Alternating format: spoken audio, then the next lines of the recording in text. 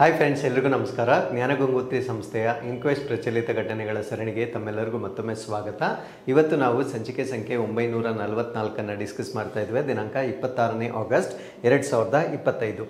ಇವತ್ತಿನ ಅಪ್ಡೇಟ್ಸನ್ನು ತಿಳಿಯೋ ಮುನ್ನ ಕಳೆದ ಸಂಚಿಕೆ 2 ಪ್ರಶ್ನೆಗಳ ಉತ್ತರಗಳು, ಪ್ರಶ್ನೆ ಸಂಖ್ಯೆ 1ಕ್ಕೆ ಆಪ್ಷನ್ ಎ ಮತ್ತು ಪ್ರಶ್ನೆ ಸಂಖ್ಯೆ 2ಕ್ಕೆ ಆಪ್ಷನ್ ಡಿ ಸರಿ ಉತ್ತರವಾಗಿರುತ್ತೆ. ಹಾಗಿದ್ರೆ ಇವತ್ತಿನ ಮೊದಲನೇ ಪ್ರಶ್ನೆಗೆ ಬರೋಣ.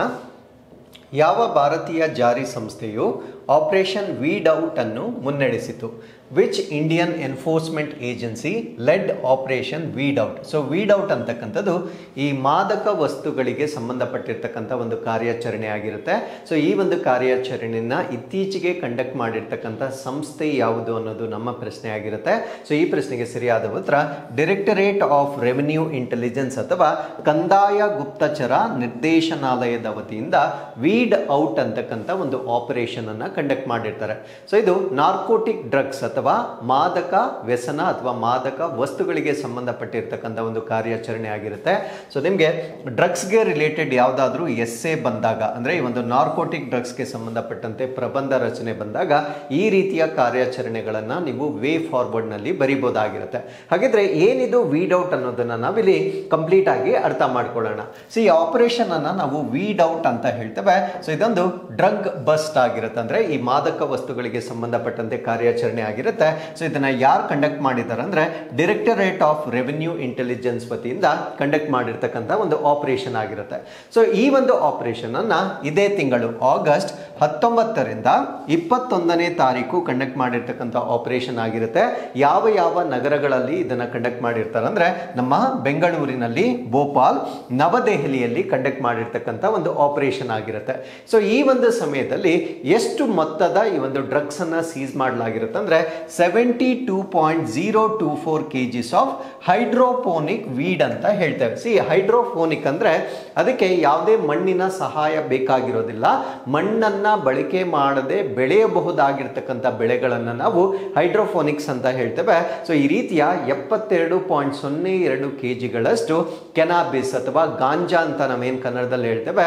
ಸೊ ಇಷ್ಟು ಮೊತ್ತದ ಒಂದು ಗಾಂಜಾವನ್ನ, ಹೈಡ್ರೋಫೋನಿಕ್ ಗಾಂಜಾವನ್ನ ಈ ಒಂದು ಕಾರ್ಯಾಚರಣೆಯ ವೇಳೆಯಲ್ಲಿ ಅವರು ಸೀಸ್ ಮಾಡಲಾಗಿರುತ್ತೆ. ಸೊ ಇದನ್ನ ವ್ಯಾಲ್ಯೂಗೆ ನಾವು ಕನ್ವರ್ಟ್ ಮಾಡಿದಾಗ 1 ಕೋಟಿಯಷ್ಟು ಮೌಲ್ಯವನ್ನ ಹೊಂದಿರತಕ್ಕಂಥ ಈ ಒಂದು ಕೆನಾಬಿಸ್ ಅನ್ನ ಸೊ ಈ ಒಂದು ಕಾರ್ಯಾಚರಣೆಯ ವೇಳೆಯಲ್ಲಿ ಅವರು ಸೀಸ್ ಮಾಡಲಾಗಿರುತ್ತೆ. ಸೊ ಈ ಎಲ್ಲಾ ಸೀಜರ್ಸ್ ಏನಿರುತ್ತೆ ಅಂದ್ರೆ ಇವರು ವಶಪಡಿಸಿಕೊಂಡಿರ್ತಕ್ಕಂಥ ಈ ಒಂದು ಪ್ರಕ್ರಿಯೆ ಏನಿರುತ್ತೆ ಇದು NDPS ಆಕ್ಟ್ 1985, ಇದನ್ನ narcotic drugs and psychotropic substances ಕಾಯ್ದೆ 1985 ಅಂತ ಹೇಳ್ತೇವೆ.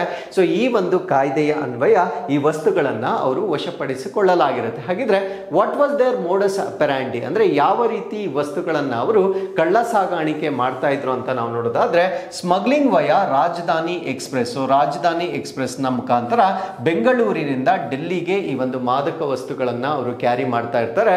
ಸೊ ಈ ಒಂದು ಸಮಯದಲ್ಲಿ ಮಾಡಿರ್ತಕ್ಕಂಥ ಒಂದು ಕಾರ್ಯಾಚರಣೆ ಆಗಿರುತ್ತೆ. ಹಾಗಿದ್ರೆ ಈ ಒಂದು ಕಾರ್ಯಾಚರಣೆಯ ಸಮಯದಲ್ಲಿ ಅವರು ಬಳಕೆ ಮಾಡಿರ್ತಕ್ಕಂಥ ಕಾನೂನು, ಆ ಕಾನೂನನ್ನು ನಾವು narcotic drugs and psychotropic substances 1985 ಅಂತ ಹೇಳ್ತೀವಿ. ಅಂದ್ರೆ ಮಾದಕ ದ್ರವ್ಯಗಳು ಮತ್ತು ಮನೋವಿಕೃತ ಪದಾರ್ಥಗಳ ಕಾಯ್ದೆ 1985 ಅಂತ ಹೇಳ್ತೇವೆ. So this act is very very important. ನಿಮಗೆ ಡ್ರಗ್ಸ್ ಬಗ್ಗೆ ಏನಾದರೂ ಪ್ರಶ್ನೆ ಕೇಳಿದಾಗ ಅಥವಾ ಎಸ್ಸೆ ಬಂದಾಗ ಈ ಒಂದು ಕಾಯ್ದೆಯನ್ನ ನೀವು ಕಂಪಲ್ಸರಿ ಮೆನ್ಷನ್ ಮಾಡಬೇಕಾಗಿರುತ್ತೆ.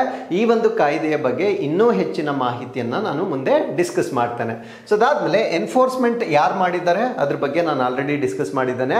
ಕಂದಾಯ ಗುಪ್ತಚರ ನಿರ್ದೇಶನಾಲಯದ ವತಿಯಿಂದ ಈ ಒಂದು ಎಕ್ಸಸೈಸ್ ಅನ್ನ ಮಾಡಲಾಗಿರುತ್ತೆ. ಸೊ ಹಾಗಿದ್ರೆ what is the societal concern, ಅಂದ್ರೆ ಈ ಒಂದು ಡ್ರಗ್ಸ್ಗೆ ಮತ್ತೆ ಸಾಮಾಜಿಕ ಕಳಕಳಿಗೆ ಅಥವಾ ಕಾಳಜಿಗೆ ಇರತಕ್ಕಂಥ ಒಂದು ಸಂಬಂಧ ಏನು ಅಂದ್ರೆ ಈ ಒಂದು ಡ್ರಗ್ಸ್ ನ ಮುಖಾಂತರ ವಲ್ನರಬಲ್ ಯೂತ್, ಅಂದ್ರೆ ಸೂಕ್ಷ್ಮವಾಗಿರ್ತಕ್ಕಂಥ ಯುವ ಜನರನ್ನ ಟಾರ್ಗೆಟ್ ಮಾಡಲಾಗುತ್ತೆ. ಸೊ ಅದರಿಂದ ಅವರ ಭವಿಷ್ಯದ ಮೇಲೆ ಇದು ದುಷ್ಪರಿಣಾಮ ಬೀರ್ತಕ್ಕಂಥ ಒಂದು ವ್ಯವಸ್ಥೆಯಾಗಿ ನಾವು ಇದನ್ನ ನೋಡಬಹುದಾಗಿರುತ್ತೆ. ಸೊ ಹಾಗಿದ್ರೆ we have lot of challenges, ಅಂದ್ರೆ ನಮ್ಮ ನೀತಿಗಳಲ್ಲಿ ಸಾಕಷ್ಟು ಕುಂದುಕೊರತೆಗಳಿರುತ್ತೆ. ಸೊ ಈ ಒಂದು ಡ್ರಗ್ಸ್ ಅಥವಾ ಇದರ ಬಳಕೆಯನ್ನ ನಾವು ನಿಷೇಧ ಮಾಡಬೇಕಾಗಿದ್ರೆ ನೀಡ್ ಫಾರ್ ಡಿಜಿಟಲ್ ಸರ್ವಿಲೆನ್ಸ್, ಅಂದ್ರೆ ಡಿಜಿಟಲ್ ಮುಖಾಂತರ ನಾವು ಕಣ್ಗಾವಲನ್ನ ಹೆಚ್ಚು ಮಾಡಬೇಕಾಗಿರುತ್ತೆ. ರಿಹ್ಯಾಬಿಲಿಟೇಷನ್ ಪ್ರೋಗ್ರಾಮ್ಸ್ ಅನ್ನ ಹೆಚ್ಚು ಮಾಡಬೇಕು. ಅಂದ್ರೆ ಯಾರು ಈ ಮಾದಕ ವಸ್ತುಗಳ ವ್ಯಸನಿಗಳಾಗಿರ್ತಾರೆ ಅವರಿಗೆ ಪುನರುಜ್ಜೀವನ ಕಾರ್ಯಕ್ರಮ ಕಾರ್ಯಕ್ರಮಗಳನ್ನು ಹೆಚ್ಚು ಮಾಡಬೇಕಾಗಿರುತ್ತೆ ಅಂಡ್ ಅವೇರ್ನೆಸ್ ಅಥವಾ ಜಾಗೃತಿಯನ್ನ ಮೂಡಿಸ್ತಕ್ಕಂಥದ್ದು ನಮಗೆ ಒಂದು ಸೊಸೈಟಲ್ ಕನ್ಸರ್ನ್ ಆಗಿ ಬದಲಾವಣೆ ಆಗಬೇಕಾಗಿರುತ್ತೆ. ನಾವು let us understand more about NDPS act ನ ಬಗ್ಗೆ ನಾವು ಅರ್ಥ ಮಾಡ್ಕೊಳ್ಳೋದಾದ್ರೆ, this act is enacted to consolidate and amend laws related to narcotic drugs and psychotropic substances. ಅಂದ್ರೆ ಈ ಒಂದು ಮಾದಕ ವಸ್ತುಗಳಿಗೆ ಸಂಬಂಧಪಟ್ಟಂತೆ ಏನೆಲ್ಲ ಕಾಯ್ದೆಗಳಿದ್ದವೋ ಅದನ್ನ ಕ್ರೋಢೀಕರಣಗೊಳಿಸಲಿಕ್ಕೆ ಮಾಡಿರ್ತಕ್ಕಂಥ ಒಂದು ಕಾಯ್ದೆ ಆಗಿರುತ್ತೆ. ಸೊ ಇದು 1985ರಲ್ಲಿ ಎನಾಕ್ಟ್ ಆಗಿರ್ತಕ್ಕಂಥ ಒಂದು ಕಾಯ್ದೆ ಆಗಿರುತ್ತೆ. ಸೊ ಇದರ ಗುರಿ ಏನು, ಈ ಒಂದು ಕಾಯ್ದೆಯ ಗುರಿ ಏನು ಅಂದ್ರೆ combat drug abuse and illicit trafficking, ಅಂದ್ರೆ ಮಾದಕ ವಸ್ತುಗಳ ದುರುಪಯೋಗ ಆಗಿರ್ಬೋದು, ಅದರ ಅಕ್ರಮ ಸಾಗಾಣೆ ಆಗಿರ್ಬೋದು, ಇದನ್ನ ಕಡಿಮೆ ಮಾಡ್ತಕ್ಕಂಥದ್ದು. ಅದರ ಜೊತೆಗೆ ಇಂಟರ್ನ್ಯಾಷನಲಿ ಅಂದ್ರೆ ಅಂತಾರಾಷ್ಟ್ರೀಯ ಮಟ್ಟದಲ್ಲಿ ಈ ಒಂದು ಮಾದಕ ವಸ್ತುಗಳ ನಿಯಂತ್ರಣಕ್ಕೆ ಸಂಬಂಧಪಟ್ಟಂತೆ ಸಾಕಷ್ಟು ಕಾನೂನುಗಳಿರ್ತವೆ. ಅದರೊಂದಿಗೆ ಭಾರತ ದೇಶವನ್ನ ಹೊಂದಿಕೆ ಮಾಡುವ ಉದ್ದೇಶದಿಂದ NDPS ಆಕ್ಟ್ ಅನ್ನ ಜಾರಿಗೆ ತರಲಾಗಿರುತ್ತೆ. ಹಾಗಿದ್ರೆ ಸೊ ಆ ಕಾನೂನುಗಳು ಯಾವುದು ಅಂದ್ರೆ ಅಂತಾರಾಷ್ಟ್ರೀಯ ಮಟ್ಟದಲ್ಲಿರ್ತಕ್ಕಂಥ ಡ್ರಗ್ಸ್ಗೆ ಸಂಬಂಧಪಟ್ಟಿರ್ತಕ್ಕಂಥ ನಿಬಂಧನೆಗಳು ಅಥವಾ ಪ್ರಾವಿಷನ್ಸ್ ಯಾವುದು ಅಂತ ನಾವು ನೋಡೋದಾದ್ರೆ, single convention on narcotic drugs 1961 ಅಂದ್ರೆ ಮಾದಕ ದ್ರವ್ಯಗಳ ಮೇಲಿನ ಏಕ ಸಮಾವೇಶ 1961, ಕನ್ವೆನ್ಷನ್ ಆನ್ ಸೈಕೋಟ್ರೋಪಿಕ್ ಸಬ್ಸ್ಟೆನ್ಸಸ್ ಅಂದ್ರೆ ಮೋನೋಟ್ರೋಪಿಕ್ ವಸ್ತುಗಳ ಮೇಲಿನ ಸೈಕೋಟ್ರೋಪಿಕ್ ವಸ್ತುಗಳ ಮೇಲಿನ ಸಮಾವೇಶ 1971, UN convention against illicit traffic in narcotic drugs and psychotropic substances ಅಂದ್ರೆ ಈ ಒಂದು ಮಾದಕ ವಸ್ತುಗಳಿಗೆ ಸಂಬಂಧಪಟ್ಟಂತೆ ಅದರ ಕಳ್ಳ ಸಾಗಾಣಿಕೆಗೆ ಸಂಬಂಧಪಟ್ಟಂತೆ ವಿಶ್ವಸಂಸ್ಥೆಯ ಸಮಾವೇಶ 1988 ಇದರೊಂದಿಗೆ ಹೊಂದಿಕೆ ಮಾಡ್ತಕ್ಕಂಥದ್ದು ಇದರ ಉದ್ದೇಶವಾಗಿರುತ್ತೆ. ನಾವು ಈ ಒಂದು ಡ್ರಗ್ಸ್ಗೆ ಸಂಬಂಧಪಟ್ಟಂತೆ ಏನ್ ಪನಿಷ್ಮೆಂಟ್ ಇದೆ ನಮ್ಮ ದೇಶದಲ್ಲಿ ಪ್ರಸ್ತುತವಾಗಿ,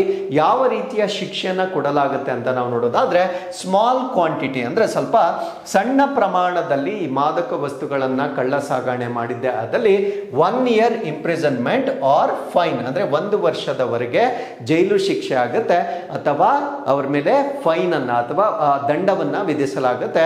ಇವೆರಡರಲ್ಲಿ ಒಂದನ್ನ ನಾವು ನೋಡಬಹುದಾಗಿರುತ್ತೆ. Suppose more than small less than commercial ಅಂದ್ರೆ ಸಣ್ಣ ಪ್ರಮಾಣಕ್ಕಿಂತ ಜಾಸ್ತಿ ಇರಬೇಕು, ವಾಣಿಜ್ಯ ಮಟ್ಟಕ್ಕಿಂತ ಕಡಿಮೆ ಇದ್ದಾಗ ಆ ಒಂದು ಅಫೆನ್ಸ್ಗೆ 1 ರಿಂದ 10 ವರ್ಷಗಳ ಕಾಲ ಇಂಪ್ರಿಸನ್ಮೆಂಟ್ ಪ್ಲಸ್ ಫೈನ್ ಎರಡು ಬೀಳುತ್ತೆ. 1 ರಿಂದ 10 ವರ್ಷಗಳ ಕಾಲ ಜೈಲು ಶಿಕ್ಷೆನೂ ಆಗುತ್ತೆ, ಅದ್ರ ಜೊತೆಗೆ ಅವರು ದಂಡವನ್ನ ಕೂಡ ಅವರು ಭರಿಸಬೇಕಾಗಿರುತ್ತೆ. ಸೊ ಕೊನೆಯದು ಕಮರ್ಷಿಯಲ್ ಕ್ವಾಂಟಿಟಿ ಅಂದ್ರೆ ವಾಣಿಜ್ಯ ಸ್ಕೇಲ್ನಲ್ಲಿ ಅಥವಾ ವಾಣಿಜ್ಯ ಪ್ರಮಾಣದಲ್ಲಿ ಆ ಒಂದು ವಸ್ತುಗಳನ್ನ ಸಾಗಣೆ ಮಾಡಿದ್ದಲ್ಲೇ ಸೊ 10 ರಿಂದ 20 ವರ್ಷಗಳ ಕಾಲ ಜೈಲು ಶಿಕ್ಷೆ, ಅದ್ರ ಜೊತೆಗೆ ಅವರಿಗೆ ದಂಡವನ್ನ ಕೂಡ ವಿಧಿಸಲಾಗುತ್ತೆ.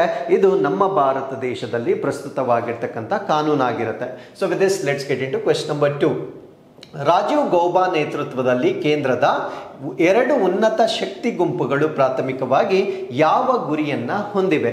The centres 2 high powered groups under Rajiv Gauba are primarily aimed at. So ನಮ್ಮ ಭಾರತ ದೇಶದ ಕೇಂದ್ರ ಸರ್ಕಾರ ರಾಜೀವ್ ಗೌಬಾ ಇವರ ಒಂದು ನೇತೃತ್ವದಲ್ಲಿ 2 ಹೈ ಪವರ್ ಗ್ರೂಪ್ಸ್ ಗಳನ್ನ ಕ್ರಿಯೇಟ್ ಮಾಡಿರುತ್ತೆ. ಈ 2 ಗ್ರೂಪ್ಸ್ ಗಳ ಉದ್ದೇಶ ಏನು ಅಂತಕ್ಕಂಥದ್ದು ನಮ್ಮ ಪ್ರಶ್ನೆ ಆಗಿರುತ್ತೆ. ಸೊ ಈ ಪ್ರಶ್ನೆಗೆ ಸರಿಯಾದ ಉತ್ತರ ಮುಂದಿನ ಪೀಳಿಗೆಯ ಸುಧಾರಣೆಗಳನ್ನ ತರುವುದು ಅಥವಾ ಉಷರಿಂಗ್ ಇನ್ ನೆಕ್ಸ್ಟ್ ಜನರೇಷನ್ ರಿಫಾರ್ಮ್ಸ್ ಅಂತ ಹೇಳ್ತೇವೆ. ಏನಿದು ನೆಕ್ಸ್ಟ್ ಜನರೇಷನ್ ರಿಫಾರ್ಮ್ಸ್? ಸೊ ಇದನ್ನ ನಾವು ಅರ್ಥ ಮಾಡ್ಕೊಳ್ಬೇಕಾಗಿದ್ರೆ 2024 ಬಜೆಟ್ಗೆ ನಾವು ಹೋಗ್ಬೇಕಾಗಿರುತ್ತೆ.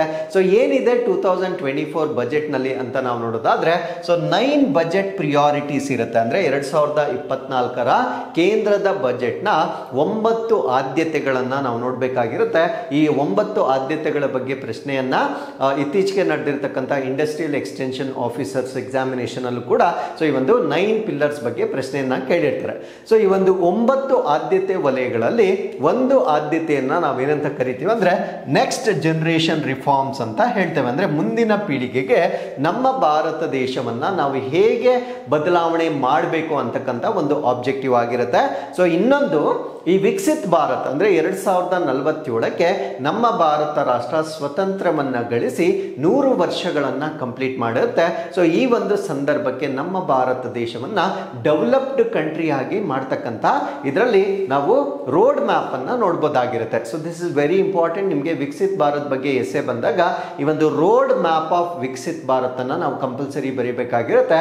ಆ ರೋಡ್ ಮ್ಯಾಪ್ ಅಲ್ಲಿ ಏನೇನಿದೆ ಪಾಯಿಂಟ್ಸ್ ಅನ್ನೋದನ್ನ ಕೂಡ ನಾನು ಇಲ್ಲಿ ಎಕ್ಸ್ಪ್ಲೈನ್ ಮಾಡ್ತೇನೆ. ಮೊದಲನೇದು productivity and resilience in agriculture, ಅಂದ್ರೆ ಉತ್ಪಾದಕತೆ ಮತ್ತೆ ನಮ್ಮ ಕೃಷಿಯಲ್ಲಿ ಸ್ಥಿತಿಸ್ಥಾಪಕತ್ವವನ್ನ ಸ್ಥಾಪನೆ ಮಾಡ್ತಕ್ಕಂಥದ್ದು, ಅಂದ್ರೆ ನ್ಯಾಚುರಲ್ ಫಾರ್ಮಿಂಗ್, ನೈಸರ್ಗಿಕ ಕೃಷಿಯನ್ನ ಮಾಡ್ತಕ್ಕಂಥದ್ದು. ಶ್ರಿಂಪ್ ಪ್ರೊಡಕ್ಷನ್ ಅಂಡ್ ಎಕ್ಸ್ಪೋರ್ಟ್, ಅಂದ್ರೆ ಈ ಸೀಗಡಿಗಳನ್ನ ನಾವು ಉತ್ಪಾದನೆ ಮಾಡ್ತಕ್ಕಂಥದ್ದು ಮತ್ತೆ ಬೇರೆ ದೇಶಗಳಿಗೆ ರಫ್ತು ಮಾಡ್ತಕ್ಕಂಥದ್ದು.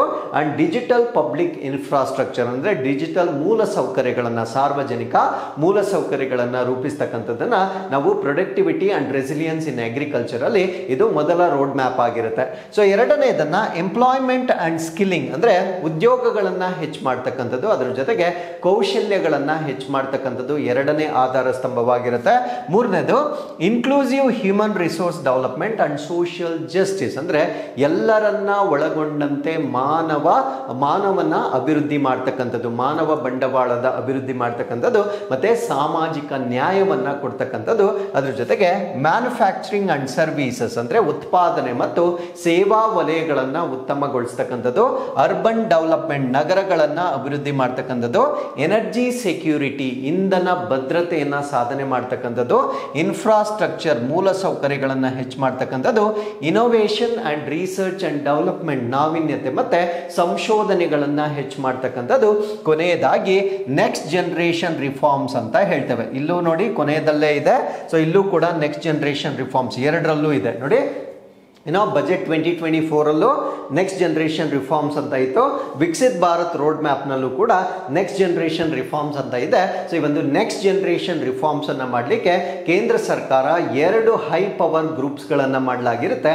ಈ 2 ಹೈ ಪವರ್ ಗ್ರೂಪ್ಸ್ ಗಳಿಗೆ ರಾಜೀವ್ ಗೌಬಾ ಅವರನ್ನ ಚೇರ್ಮನ್ ಆಗಿ ಮಾಡಲಾಗಿರುತ್ತೆ.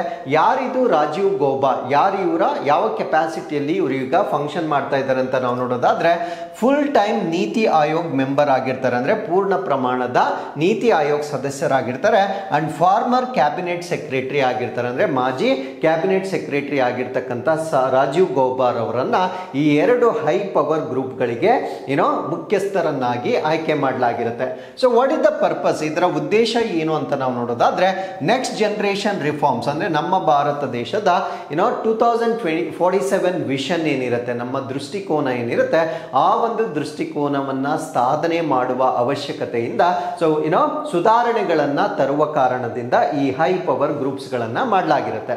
ನಾವು they focus on non financial sector regulatory reforms and state level deregulations, ಅಂದ್ರೆ ಹಣಕಾಸೇತರ ವಲಯಗಳ ಮೇಲೆ ಅದ್ರ ಜೊತೆಗೆ ಅದರ ಸುಧಾರಣೆಗಳನ್ನ ಮಾಡ್ತಕ್ಕಂಥದ್ದು. ಅದರ ಜೊತೆಗೆ ರಾಜ್ಯ ಮಟ್ಟದಲ್ಲಿ ಕೆಲವೊಂದು ಡಿರೆಗ್ಯುಲೇಷನ್ಸ್ ಅನ್ನ ಮಾಡ್ತಕ್ಕಂಥದ್ದು. ಡಿರೆಗ್ಯುಲೇಷನ್ಸ್ ಅಂದ್ರೆ ಎಲ್ಲಿ ತುಂಬಾ ಸ್ಟ್ರಿಕ್ಟ್ ರೂಲ್ಸ್ ಇರುತ್ತೆ ಅದನ್ನ ಸ್ವಲ್ಪ ಡೈಲ್ಯೂಟ್ ಮಾಡ್ತಕ್ಕಂಥದ್ದು. ಸರ್ ರೂಲ್ಸ್ ಅನ್ನ ನಾವು ಯಾಕೆ ಡೈಲ್ಯೂಟ್ ಮಾಡಬೇಕು? ಫಾರ್ ಎಕ್ಸಾಂಪಲ್ ಇವಾಗ ಒಂದು ಬಿಸ್ನೆಸ್ ಅನ್ನ ನಾವು ಎಸ್ಟಾಬ್ಲಿಷ್ ಮಾಡಬೇಕಾಗಿದ್ರೆ ಸೊ ನನಗೆ ಈಸ್ ಆಫ್ ಡೂಯಿಂಗ್ ಬಿಸ್ನೆಸ್ ಅಂತ ಹೇಳ್ತೇವೆ. ಅಂದ್ರೆ ನನಗೆ ವ್ಯವಹಾರವನ್ನ ಮಾಡಲಿಕ್ಕೆ ಅಡ್ಮಿನಿಸ್ಟ್ರೇಟಿವ್ ಹ್ಯಾಸಲ್ಸ್ ಕಡಿಮೆ ಇರಬೇಕು, ಆಡಳಿತಾತ್ಮಕ ತೊಂದರೆಗಳು ನನಗೆ ಕಡಿಮೆ ಇದ್ದಾಗ I will be encourage to do more business in India. So ಆ ರೀತಿಯ ಸ್ಟ್ರಿಕ್ಟ್ ರೆಗ್ಯುಲೇಷನ್ಸ್ ಏನಿರುತ್ತೆ ಅದನ್ನ ನಾವು ಕಡಿಮೆ ಮಾಡಬೇಕಾಗಿರುತ್ತೆ. ಫಾರ್ ಎಕ್ಸಾಂಪಲ್ ಇತ್ತೀಚೆಗೆ ನಾವು ಡಿಸ್ಕಸ್ ಮಾಡ್ತಾ ಇರ್ತಕ್ಕಂಥ ಈ ಒಂದು ಅಪ್ಡೇಟ್ಸ್ ನ ಪ್ರಕಾರ GST ಯಲ್ಲಿ ಮುಂಚೆ ಇದ್ದಂತ ಸ್ಲ್ಯಾಬ್ಸ್ ಗಳಲ್ಲಿ 2 ಸ್ಲ್ಯಾಬ್ ಗಳನ್ನ ಅವರು ಕಟ್ ಡೌನ್ ಮಾಡ್ತಾ ಇದ್ದಾರೆ. ಸೊ ಇದನ್ನೇ ನಾವು ಹೇಳ್ತಕ್ಕಂಥದ್ದು ಈಸ್ ಆಫ್ ಡೂಯಿಂಗ್ ಬಿಸ್ನೆಸ್ ಅಂತ ಹೇಳ್ತೇವೆ. ಸೊ ನಮ್ಮ ಬಿಸ್ನೆಸ್ ಅನ್ನ ಅಥವಾ ನಮ್ಮ ರೆಗ್ಯುಲೇಷನ್ಸ್ ಅನ್ನ ನಾವು ಸುಲಭವಾಗಿ ಅರ್ಥ ಮಾಡ್ಕೊಳ್ತಕ್ಕಂಥ ಪ್ರಯತ್ನದ ಭಾಗವಾಗಿ ಸೊ ಎಲ್ಲ ಬದಲಾವಣೆಗಳನ್ನ ನಾವು ಡಿರೆಗ್ಯುಲೇಷನ್ಸ್ ಅಂತ ಹೇಳ್ತೇವೆ. ಹಾಗಿದ್ರೆ GST ಯಲ್ಲಿ ಯಾವ 2 ಸ್ಲ್ಯಾಬ್ ಗಳನ್ನ ರಿಮೂವ್ ಮಾಡ್ತಕ್ಕಂಥ ಒಂದು ನಿರ್ಧಾರವನ್ನ ಇತ್ತೀಚೆಗೆ ಕೈಗೊಳ್ಳಲಾಗಿದೆ, ಅದನ್ನ ನೀವು ಕಮೆಂಟ್ಸ್ ಅಲ್ಲಿ ತಿಳಿಸಬಹುದಾಗಿರುತ್ತೆ. ಸೊ ಹಾಗಿದ್ರೆ ಲೆಟ್ ಅಸ್ ಸಿ ನಾವು ಥೀಮ್ ಏನು ಮತ್ತೆ ರಿಲೆವೆನ್ಸ್ ಏನು, ಇದರ ಪ್ರಾಮುಖ್ಯತೆ ಏನು ಅನ್ನೋದನ್ನ ನಾವಿಲ್ಲಿ ಡಿಸ್ಕಸ್ ಮಾಡೋಣ. ಮೊದಲನೇದು Viksit Bharat 2047 long term national development vision. Of course ನಾವು ಇನ್ನೂ ಇರ್ತಕ್ಕಂಥದ್ದು 2025ರಲ್ಲಿ, ನಾವು ಮಾತಾಡ್ತಾ ಇರ್ತಕ್ಕಂಥದ್ದು 2047. ಸೊ ಇದೊಂದು ದೀರ್ಘಾವಧಿಯ ಒಂದು ಅಭಿವೃದ್ಧಿ ಯೋಜನೆಗಳನ್ನ ಈ 2 ಹೈ ಪವರ್ ಗ್ರೂಪ್ಸ್ ಏನಿರ್ತವೆ ಸೊ ಅವರು ರೂಪಿಸಬೇಕಾಗಿರುತ್ತೆ. This is point number 1. Point number 2 ಏನು ಅಂದ್ರೆ ಡಿರೆಗ್ಯುಲೇಷನ್ಸ್ ಅಥವಾ ನಿಯಂತ್ರಣಗಳನ್ನು ಕಡಿಮೆ ಮಾಡ್ತಕ್ಕಂಥದ್ದು. As I told you before, ease of doing business ಅಂದ್ರೆ ವ್ಯವಹಾರಗಳನ್ನು ಮಾಡಲಿಕ್ಕೆ ಸುಲಭಗೊಳಿಸ್ತಕ್ಕಂಥದ್ದು. ಬೂಸ್ಟ್ ಫೆಡರಲಿಸಮ್ ಅಂದ್ರೆ ನಮ್ಮ ಭಾರತ ದೇಶದಲ್ಲಿ ಒಂದು ಒಕ್ಕೂಟ ವ್ಯವಸ್ಥೆ ಏನಿರುತ್ತೆ, ರಾಜ್ಯ ಸರ್ಕಾರ ಮತ್ತು ಕೇಂದ್ರ ಸರ್ಕಾರಗಳ ನಡುವೆ ಒಂದು ಸಮನ್ವಯವನ್ನ ಹೆಚ್ಚು ಮಾಡ್ತಕ್ಕಂಥದ್ದು. ಅದ್ರ ಜೊತೆಗೆ ಕೋಆಪರೇಟಿವ್ ಗವರ್ನೆನ್ಸ್ ಅಂದ್ರೆ ಸಹಕಾರಯುತ ಆಡಳಿತವನ್ನ ಹೆಚ್ಚು ಮಾಡ್ತಕ್ಕಂಥ ಒಂದು ಥೀಮ್ ಅನ್ನ ನಾವು ಇಲ್ಲೆಲ್ಲ ಡಿರೆಗ್ಯುಲೇಷನ್ಸ್ ಅಲ್ಲಿ ನಾವು ನೋಡ್ಬೋದಾಗಿರುತ್ತೆ. ಸೊ ನೆಕ್ಸ್ಟ್ ಬರುತ್ತೆ ಟೆಕ್ನೋಕ್ರೆಟಿಕ್ ಲೀಡರ್ಶಿಪ್ ಅಂದ್ರೆ ನಾವು ಹೆಚ್ಚಾಗಿ ತೆಗೆದುಕೊಂಡಿರ್ತಕ್ಕಂಥ ನಿರ್ಧಾರಗಳೇನಿರ್ತವೆ ಅದು ಡಾಟಾ ಡ್ರಿವನ್ ಇರಬೇಕು. ಅಂದ್ರೆ ನಾವೇನಾದ್ರೂ ಪಾಲಿಸೀಸ್ಗಳನ್ನು ಮಾಡಬೇಕಾಗಿದ್ರೆ ನಮ್ಮ ಹತ್ರ ದತ್ತಾಂಶ ಇರಬೇಕು. ಆ ದತ್ತಾಂಶದ ಆಧಾರದ ಮೇಲೆ ನಾವು ನಿರ್ಧಾರಗಳನ್ನು ತೆಗೆದುಕೊಳ್ಬೇಕಾಗಿರುತ್ತೆ. ಫಾರ್ ಎಕ್ಸಾಂಪಲ್, ಇವಾಗ ಈ SC/ST ಅಥವಾ OBC ಅಥವಾ ಬಿಲೋ ಪಾವರ್ಟಿ ಲೈನ್ ಇವ್ರಿಗೆ ಏನಾದರೂ ನಾವು ಸ್ಕೀಮ್ಸ್ಗಳನ್ನು ಅನೌನ್ಸ್ ಮಾಡ್ತಾ ಇದ್ರೆ, ಸೊ ನನಗೆ ಎಷ್ಟು ಪಾಪ್ಯುಲೇಷನ್ ಇದ್ದಾರೆ ಎಕ್ಸಾಕ್ಟ್ಲಿ ಅಂತ ನನಗೆ ಗೊತ್ತಿರಬೇಕಾಗಿರುತ್ತೆ. ಸೊ ಈ ರೀತಿಯಾಗಿ ಡಾಟಾ ಡ್ರಿವನ್ ಪಾಲಿಸಿಗಳನ್ನು ನಾವು ಮಾಡಬೇಕಾಗಿರುತ್ತೆ. ಸೊ ಈ ನಿಟ್ಟಿನಲ್ಲಿ ನಾವು ಮಾಡಬೇಕಾಗಿರ್ತಕ್ಕಂಥ ಸೆನ್ಸಸ್ ಇನ್ನೂ ಪೆಂಡಿಂಗ್ ಇದೆ.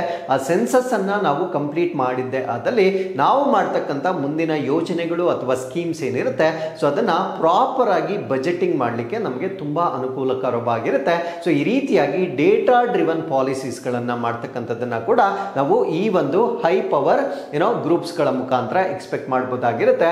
ಅಂಡ್ ಇನ್ಸ್ಟಿಟ್ಯೂಷನಲ್ ಸಿನರ್ಜಿ ಅಂದ್ರೆ ನಮ್ಮ ದೇಶದಲ್ಲಿರ್ತಕ್ಕಂಥ ಸಂಸ್ಥೆಗಳು, ಫಾರ್ ಎಕ್ಸಾಂಪಲ್ ನಮ್ಮ ಮಿನಿಸ್ಟ್ರಿಗಳು, ಸಚಿವಾಲಯಗಳ ನಡುವೆ ಒಂದು ಕೋಆರ್ಡಿನೇಷನ್ ಬರಬೇಕಾಗಿರುತ್ತೆ. ಇಂಡಸ್ಟ್ರೀಸ್ಗಳಾಗಿರ್ಬೋದು ಮತ್ತೆ ಥಿಂಕ್ ಟ್ಯಾಂಕ್ಸ್ ಅಂದ್ರೆ ಚಿಂತಕರ ಚಾವಡಿಗಳು ಅಂತ ನಾವೇನು ಹೇಳ್ತೇವೆ. ಫಾರ್ ಎಕ್ಸಾಂಪಲ್, ನಾವು ನೀತಿ ಆಯೋಗವನ್ನ ನಾವು ಥಿಂಕ್ ಟ್ಯಾಂಕ್ ಅಂತ ಹೇಳ್ಬೋದಾಗಿರುತ್ತೆ. ಸೊ ಅವರು ಸಾಕಷ್ಟು ಪಾಲಿಸಿಗಳನ್ನ ಸಜೆಸ್ಟ್ ಮಾಡ್ತಕ್ಕಂಥ ಒಂದು ಬಾಡಿ ಆಗಿರುತ್ತೆ. ಸೊ ಇವೆಲ್ಲದರ ನಡುವೆ ಮಿನಿಸ್ಟ್ರಿಗಳಾಗಿರ್ಬೋದು, ಇಂಡಸ್ಟ್ರೀಸ್ಗಳಾಗಿರ್ಬೋದು, ಥಿಂಕ್ ಟ್ಯಾಂಕ್ಸ್ ಆಗಿರ್ಬೋದು, ಇವೆಲ್ಲರ ನಡುವೆ ಒಂದು ಕೋಆರ್ಡಿನೇಷನ್ ಬಂದಾಗ ನಾವು ಪ್ರಾಪರ್ ಸ್ಕೀಮ್ಸ್ಗಳನ್ನು ಡೆವಲಪ್ ಮಾಡ್ತಕ್ಕಂಥ ಒಂದು ಅವಕಾಶವನ್ನ ಹೆಚ್ಚು ಮಾಡ್ತಕ್ಕಂಥ ಸಾಧ್ಯತೆ ಇಲ್ಲಿರುತ್ತೆ. So with this let's get into question number 3. Operation Kagar ಅನ್ನು ಭಾರತದ ಯಾವ ರಾಜ್ಯದಲ್ಲಿ ಪ್ರಾರಂಭಿಸಲಾಯಿತು? Operation Kagar was launched in which Indian state? ಈ ಪ್ರಶ್ನೆಗೆ ಸರಿಯಾದ ಉತ್ತರ ಆಪರೇಷನ್ ಕಾಗರ್ ಅನ್ನ ಛತ್ತೀಸ್ಗಢನಲ್ಲಿ ಪ್ರಾರಂಭವಾಗಿರುತ್ತೆ. ಏನಿದು ಆಪರೇಷನ್ ಕಾಗರ್? ಆಪರೇಷನ್ ಕಾಗರ್ ಅಂತಕ್ಕಂಥದ್ದು ಮಾವೋಯಿಸ್ಟ್ಗಳನ್ನ ನಿಗ್ರಹ ಮಾಡ್ತಕ್ಕಂಥ ಒಂದು ಕಾರ್ಯಾಚರಣೆ ಆಗಿರುತ್ತೆ.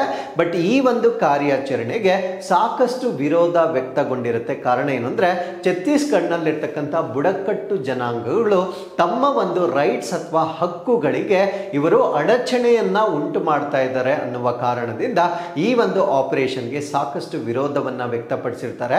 ಸೊ ಇದಕ್ಕಿಂತ ಮುಂಚೆ ಇದೇ ರೀತಿಯ ಆಪರೇಷನ್ಸ್ ಗಳನ್ನ ಕೂಡ ಮಾಡಲಾಗಿರುತ್ತೆ. ಆ ಎರಡು ಆಪರೇಷನ್ಸ್ ಯಾವುದು ಅನ್ನೋದನ್ನ ಕೂಡ ಈ ಒಂದು ಆರ್ಟಿಕಲ್ ಅಲ್ಲಿ ನಾವು ಡಿಸ್ಕಸ್ ಮಾಡೋಣ. ಸೊ ಈ ಒಂದು ಆಪರೇಷನ್ ಅನ್ನ ನಾವೇನಂತ ಕರಿತೀವಿ ಅಂದ್ರೆ ಆಪರೇಷನ್ ಕಾಗರ್ ಅಂತ ಕರಿತೇವೆ. ಸೊ ಇದನ್ನ ಸೆಂಟ್ರಲ್ ಗವರ್ಮೆಂಟ್, ಕೇಂದ್ರ ಸರ್ಕಾರ ಲಾಂಚ್ ಮಾಡಿರ್ತಕ್ಕಂಥ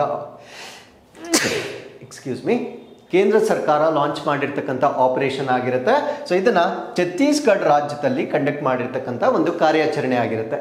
ಸೊ ಈ ಒಂದು ಕಾರ್ಯಾಚರಣೆಗೆ ಟ್ರೈಬಲ್ ರೈಟ್ಸ್ ಆಕ್ಟಿವಿಸ್ಟ್ ಅಂದ್ರೆ ಬುಡಕಟ್ಟು ಜನಾಂಗಗಳ ಹಕ್ಕುಗಳ ಕೆಲವೊಬ್ಬರು ಕಾರ್ಯಕರ್ತರು ಏನಿರ್ತಾರೆ ಮತ್ತು ಸ್ಕಾಲರ್ಸ್ ಅಂದ್ರೆ ಅಲ್ಲಿರ್ತಕ್ಕಂಥ ಬುದ್ಧಿಜೀವಿಗಳು ಅವರು ಇದನ್ನ ಅಪೋಸ್ ಮಾಡಿರ್ತಾರೆ. ಕಾರಣ ಏನು ಅಂದ್ರೆ ಇದಕ್ಕಿಂತ ಮುಂಚೆ ಇದೇ ರೀತಿಯ ಕ್ಯಾಂಪೇನ್ಗಳನ್ನ ಅಲ್ಲಿ ಮಾಡಲಾಗಿರುತ್ತೆ.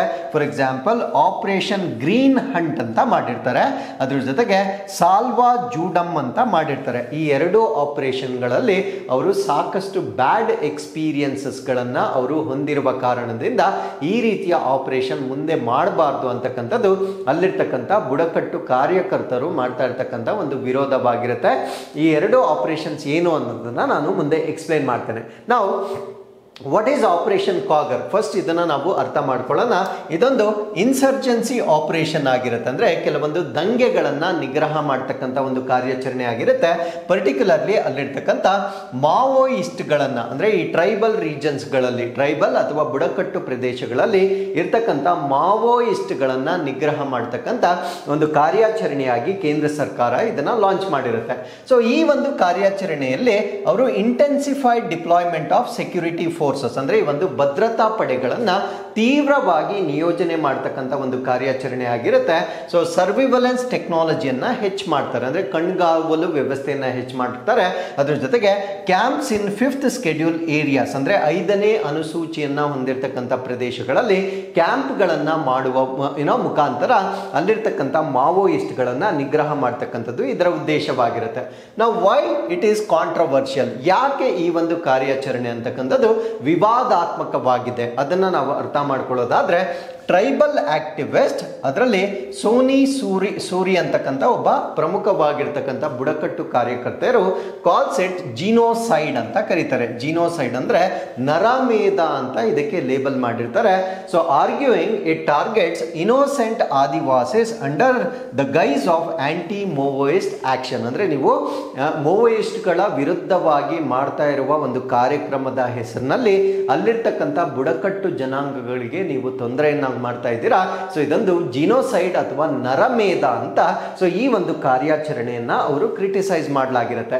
ಸೊ ಏನಕ್ಕೆ, ಯಾಕೆ ಇವರು ನರಮೇಧ ಅಂತ ಇದನ್ನ ಕ್ರಿಟಿಸೈಸ್ ಮಾಡಲಾಗುತ್ತೆ ಅಂದ್ರೆ, ರಿಪೋರ್ಟ್ಸ್ ಆಫ್ ಫೇಕ್ ಎನ್ಕೌಂಟರ್ಸ್ ಅಂದ್ರೆ ನಕಲಿ ಎನ್ಕೌಂಟರ್ ಗಳನ್ನ ಮಾಡ್ತಕ್ಕಂಥದ್ದು, ಮಾಸ್ ಬರಿಯಲ್ಸ್ ಅನ್ನ ಮಾಡ್ತಕ್ಕಂಥದ್ದು, ಸಾಮೂಹಿಕವಾಗಿ ಅಂತ್ಯಕ್ರಿಯೆ ಮಾಡ್ತಕ್ಕಂಥದ್ದು, ಅಂಡ್ ಸೆಕ್ಷುವಲ್ ವೈಲೆನ್ಸ್ ಲೈಂಗಿಕ ಹಿಂಸೆಗಳನ್ನ ಮುಂಚೆ ಮಾಡಿರ್ತಕ್ಕಂಥ ಒಂದು ಕಾರ್ಯಾಚರಣೆಗಳಲ್ಲಿ ವರದಿಯಾಗಿರುತ್ತೆ. ಅಂದ್ರೆ ಅವ್ರು ಹೋಗಿರ್ತಕ್ಕಂಥದ್ದು ಮಾವೋಯಿಸ್ಟ್ಗಳನ್ನ ನಿಗ್ರಹ ಮಾಡಲಿಕ್ಕೆ, ಬಟ್ ಅಲ್ಲಿರ್ತಕ್ಕಂಥ ಬುಡಕಟ್ಟು ಜನಾಂಗಗಳಿಗೆ ಟ್ರಬಲ್ ಮಾಡಿರ್ತಕ್ಕಂಥ ರಿಪೋರ್ಟ್ಗಳನ್ನ ಹಿಂದಿನ ಕಾರ್ಯಾಚರಣೆಗಳಲ್ಲಿ ವಿಟ್ನೆಸ್ ಮಾಡಿರುವ ಕಾರಣದಿಂದ ಮತ್ತೊಮ್ಮೆ ಅದೇ ಮರುಕಳಿಸಬಹುದು ಅನ್ನುವ ಉದ್ದೇಶದಿಂದ ಅಲ್ಲಿರ್ತಕ್ಕಂಥ ಕಾರ್ಯಕರ್ತರು ಅದನ್ನ ಅಪೋಸ್ ಮಾಡ್ತಾ ಇದ್ದಾರೆ.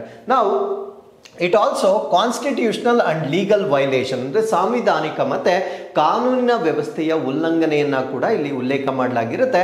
ಏನಿದು ಕಾನ್ಸ್ಟಿಟ್ಯೂಷನಲ್ ವೈಲೇಷನ್ ಅಂತ ನಾವು ನೋಡೋದಾದ್ರೆ, it violates protections under schedule 5 of the constitution ಅಂದ್ರೆ ಸಂವಿಧಾನದ 5ನೇ ಅನುಸೂಚಿಯ ಅಡಿಯಲ್ಲಿ ರಕ್ಷಣೆಯನ್ನ ನಾವೇನು ಕೊಡಬೇಕಾಗಿರುತ್ತೆ ಅಂದ್ರೆ ಆ ಒಂದು ಸ್ಕೆಡ್ಯೂಲ್ಡ್ ಏರಿಯಾಸ್ ಏನಿರ್ತವೆ ಅದಕ್ಕೆ ಈ ಒಂದು 5ನೇ ಅನುಸೂಚಿಯಲ್ಲಿ ನಾವೇನು ಪ್ರೊಟೆಕ್ಷನ್ ಅನ್ನ ಕೊಡಬೇಕಾಗಿರುತ್ತೆ ಅದು ಉಲ್ಲಂಘನೆ ಆಗ್ತಾ ಇದೆ ಅನ್ನೋದು ಇಲ್ಲಿನ ಆರ್ಗ್ಯುಮೆಂಟ್ ಆಗಿರುತ್ತೆ. Which mandates tribal consent from land use and governance ಅಂದ್ರೆ ಭೂ ಬಳಕೆ ಆಗಿರ್ಬೋದು ಮತ್ತೆ ಆಡಳಿತ ಆಗಿರ್ಬೋದು, ಇವೆರಡನ್ನ ಮಾಡಿಕೊಳ್ಳುವ ಮುಂಚೆ ಅಲ್ಲಿರ್ತಕ್ಕಂಥ ಬುಡಕಟ್ಟು ಜನಾಂಗಗಳ ಒಪ್ಪಿಗೆಯನ್ನ ತೆಗೆದುಕೊಳ್ಬೇಕಾಗಿರುತ್ತೆ. ಇದು ನಮ್ಮ ಭಾರತ ದೇಶದ ಸಂವಿಧಾನದ 5ನೇ ಅನುಸೂಚಿಯಲ್ಲಿರ್ತಕ್ಕಂಥ ನಿಬಂಧನೆ ಆಗಿರುತ್ತೆ. ಸೊ ಯಾವುದೇ ಟ್ರೈಬಲ್ಗಳ ಅಸೆಂಟ್ ಅಥವಾ ಅವರ ಅಂಗೀಕಾರವನ್ನ ಪಡೆಯದೆ ಈ ಒಂದು ಕಾರ್ಯಾಚರಣೆಯನ್ನ ಮಾಡ್ತಾ ಇರ್ತಕ್ಕಂಥದ್ದು ಸೊ ಇಲ್ಲಿ ಉಲ್ಲಂಘನೆಯಾಗಿ ನಾವು ಇದನ್ನ ಗಮನಿಸಬಹುದಾಗಿರುತ್ತೆ. ಸೊ ಇದಕ್ಕಿಂತ ಮುಂಚೆ ಮಾಡಿರ್ತಕ್ಕಂಥ ಆಪರೇಷನ್ ಗ್ರೀನ್ ಹಂಟ್ ಇದನ್ನ 2009ರಲ್ಲಿ ಪ್ರಾರಂಭ ಮಾಡಿ ಇಂದಿನವರೆಗೂ ಇದು ಕಂಟಿನ್ಯೂ ಆಗ್ತಾ ಇದೆ. So this is still continuing. ಏನಿದು ಆಪರೇಷನ್ ಗ್ರೀನ್ ಹಂಟ್ ಅಂದ್ರೆ a large scale paramilitary offensive against Maoist insurgency ಅಂದ್ರೆ ಮಾವೋಯಿಸ್ಟ್ಗಳ ವಿರುದ್ಧ ಮಾಡಿರ್ತಕ್ಕಂಥ ದೊಡ್ಡ ಪ್ರಮಾಣದ ಅರೆ ಸೈನಿಕ ದಾಳಿ ಇದಾಗಿರುತ್ತೆ. ಸೊ ಇದರಲ್ಲಿ ಇನ್ ದಿ ರೆಡ್ ಕಾರಿಡಾರ್ಸ್ ಅಂದ್ರೆ ತುಂಬಾ ಸೂಕ್ಷ್ಮವಾಗಿರ್ತಕ್ಕಂಥ ಪ್ರದೇಶಗಳಲ್ಲಿ ಮಾಡಿರ್ತಕ್ಕಂಥ ಕಾರ್ಯಾಚರಣೆ ಆಗಿರುತ್ತೆ. ಸೊ ಇದು ಛತ್ತೀಸ್ಗಢ, ಜಾರ್ಖಂಡ್, ಒಡಿಶಾ, ಬಿಹಾರ್ ಮತ್ತೆ ಆಂಧ್ರ ಪ್ರದೇಶಗಳಾದ್ಯಂತ, ಕೇವಲ ಛತ್ತೀಸ್ಗಢ ಮಾತ್ರವಲ್ಲ ಈವನ್ ಬೇರೆ ಸ್ಟೇಟ್ಗಳಲ್ಲೂ ಕೂಡ ಮಾಡ್ತಾ ಇರ್ತಕ್ಕಂಥ ಒಂದು ಕಾರ್ಯಾಚರಣೆ ಆಗಿರುತ್ತೆ. ಇದರ ಪ್ರಮುಖ ಲಕ್ಷಣಗಳೇನು ಅಂತ ನಾವು ನೋಡೋದಾದ್ರೆ, ಸೊ ಇದನ್ನ ಇನಿಷಿಯೇಟ್ ಮಾಡಿರ್ತಕ್ಕಂಥವ್ರು ಪ್ರಧಾನಮಂತ್ರಿಗಳು ಮನಮೋಹನ್ ಸಿಂಗ್ ಪ್ರಧಾನಮಂತ್ರಿಗಳಾಗಿದ್ದಾಗ ಈ ಒಂದು ಕಾರ್ಯಾಚರಣೆಯನ್ನ ಅವರು ಪ್ರಾರಂಭ ಮಾಡ್ತಾರೆ. Who called Maoism the biggest internal security threats ಅಂದ್ರೆ ಈ ಒಂದು ಮಾವೋವಾದಿಗಳನ್ನ ನಮ್ಮ ಭಾರತ ದೇಶದ ಅತ್ಯಂತ ದೊಡ್ಡ ಆಂತರಿಕ ಅಭದ್ರತೆ ಅಂತ ಅವರು ಕರೆದಿರ್ತಾರೆ.